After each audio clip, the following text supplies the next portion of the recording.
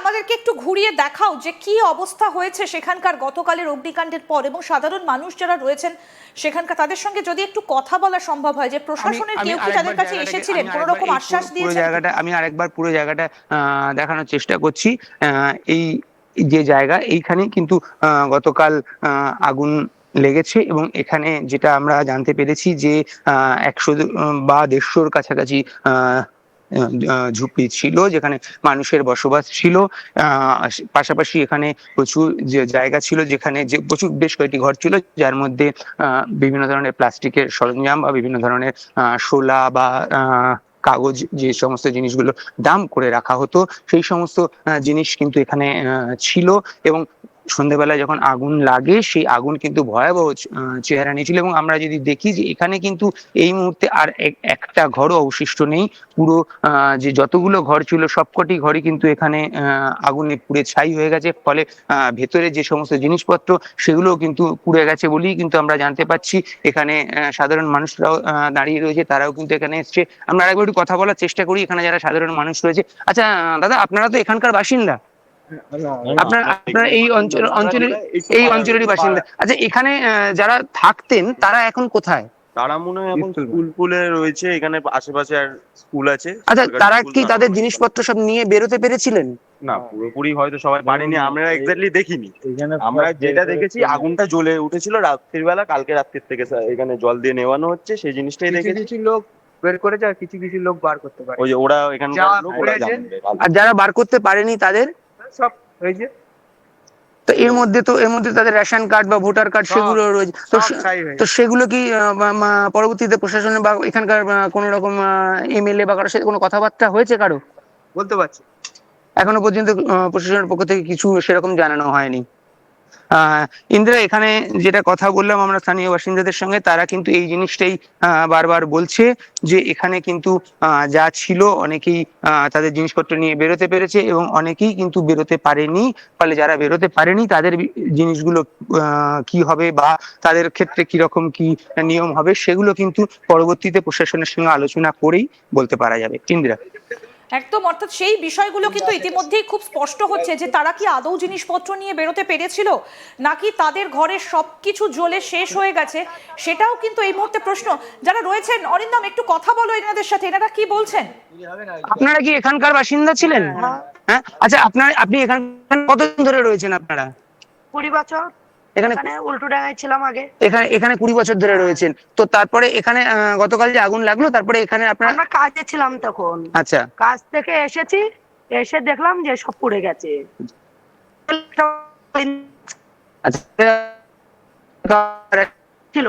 আচ্ছা, তো তাহলে সেগুলো এবারে কি করবেন? কারোর সাথে কি কথা করবো? হয়েছে? সরকার বুঝবে সেইগুলো, আমরা কেন বুঝবো? প্রশাসনের কারোর সাথে কোনো কথা হয়েছে কি? হবে এখন এই বিপদের সময় কি বলবো, 2-5 দিন যাক, তারপরে আপনারা কথা বলবেন। হ্যাঁ। কিন্তু এর মধ্যে তো hearing এর টাইম চলে আসছে বা কোনো আমাদের দেওয়ার ব্যাপার তাহলে এত আসছে। বড় যে ক্ষতি হলো আমাদের, সেটা সরকার তো দেখতে পাচ্ছে যে আমাদের কি হচ্ছে কি না হচ্ছে।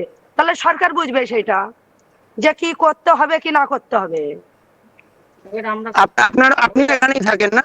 তো আপনারও তো কি নথিপত্র সব পুড়ে গেছে? আচ্ছা, তো আপনি কি চিন্তা করছেন এবারে কি করবেন এখন? কি করবো, সরকার আপনি এখানে কতদিন ধরে আছেন? মমতা দিদি আমাদের ঘর করে দেবে, সেই ঘরে থাকবো। মমতা দিদি ঘর করে দেবে, সেই ঘরে থাকবো। আমরা তো মমতা দিদিকেই চাই, অন্য সরকার তো চাই না। তাহলে কোথায় যাবো? আমাদের এত বড় ক্ষতি হয়েছে, উনি দেখবে। একদমই ইন্দিরা, বুঝতেই পারছো এখানকার যারা বাসিন্দা তাদের কিন্তু বক্তব্য। বাকিদের সঙ্গে একটু কথা বলো যে তারা কি কি ঘর থেকে নিয়ে বেরোতে পেরেছিলেন। আরো তো কয়েকজন বসে রয়েছেন। তাহলে কে দেবে? তাই তো। আপনারও তো এখানে ঘর ছিল। না, আমি এখানে। আচ্ছা, আপনি কি কি জিনিসপত্র নিয়ে বার করতে পেরেছেন? ঘর থেকে কি কিছু আদৌ বার করতে পেরেছেন? ফিরে এসে দেখলেন সব পুড়ে গেছে। এখন রাখো। তো জিনিসপত্র বার করতে কেউ পেরেছে? ঘরে সবারই সবকিছু পুড়ে গেছে। ভোটার কার্ড, আধার কার্ড বা ব্যাংকের কাগজপত্র? কতজন এখানে থাকতেন মোটামুটি আপনাদের?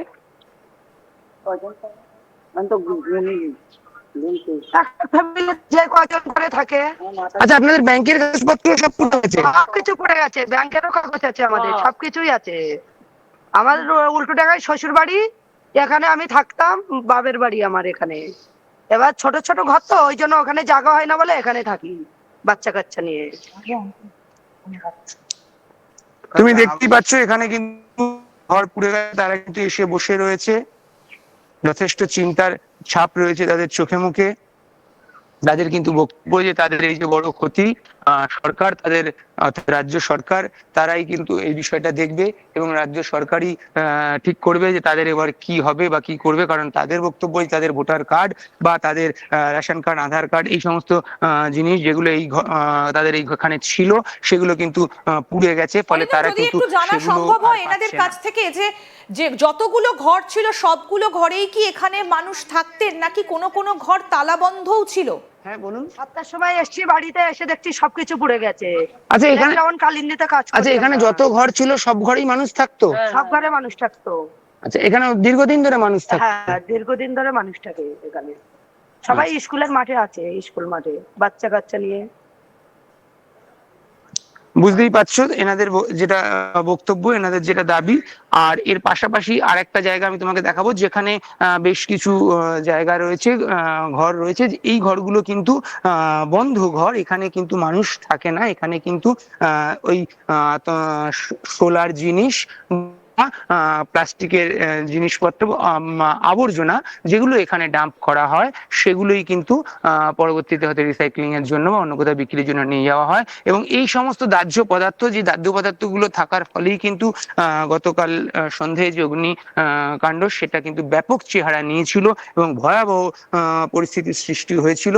এবং দমকল মন্ত্রী তিনি কিন্তু এসে সেটাই বলেছিলেন যে এখানে প্রচুর পরিমাণে প্লাস্টিক এবং দাহ্য পদার্থ রয়েছে, তিনিও কিন্তু সে বিষয়টাই বলেছিলেন। ইন্দিরা। কিন্তু অরিন্দম, এখন প্রশ্ন হচ্ছে যে এই যে এখানে এতগুলো ঘর ছিল, এই মানুষেরা আজকে সকালে তারা কোথায় রয়েছেন সেটাও কিন্তু একটা বড় প্রশ্ন।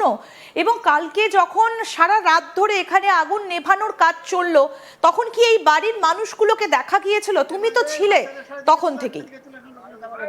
দেখো ইন্দিরা, আমি তোমাকে যে জিনিসটা বলবো যে এখানে যারা ছিল মানুষ, তাদেরকে কিন্তু প্রশাসনের পক্ষ থেকে পাশে যে মসজিদ জায়গা রয়েছে বা পাশে যে মাঠ রয়েছে সেখানে কিন্তু নিয়ে যাওয়া হয়েছে, সেখানে তাদের থাকার ব্যবস্থা করা হয়েছে, তারা কিন্তু সেখানেই রয়েছে।